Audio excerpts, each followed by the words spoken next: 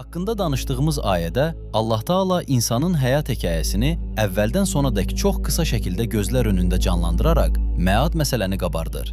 Ayənin sonunda isə yenidən onun huzuruna qaytarılacağını bildirir. Daha sonra siz ona tərəf qaytarılacaqsınız.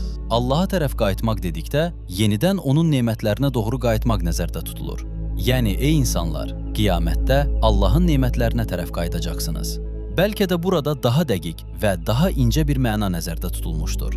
O da bu ola bilər ki, hər bir varlıq təkamül yolunda başlanğıc nöqtəsi olan sıfırdan başlayıb, Allah Taala'nın müqəddəs zatı olan sonsuzluğa dək irəliləyir. Bu baxımdan ölüm təkamülün başa çatması anlamına gəlmir. İnsan qiyamətdə təkamül prosesini daha yüksək səviyyədə davam etdirir. Həyat nemətinə və məad məsələsinə işarə edildikdən sonra, növbəti ayədə Allah Taala'nın digər böyük bir nemətinə toxunulur. Yeryüzündə nə nemət varsa, hamısını sizin üçün yaradan O'dur. Bu cümlə əslində insana dəyər verib, onun yeryüzündəki digər məxluqlar qarşısındakı üstünlüyünü çatdırır.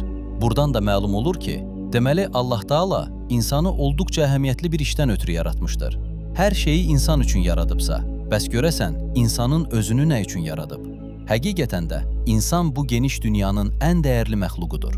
İnsanın dəyərini çatdıran təkcə bu ayə deyil, bir çox ayələr var ki, insanı digər məxluqların yaradılmasındakı əsas məqsəd kimi təqdim edir.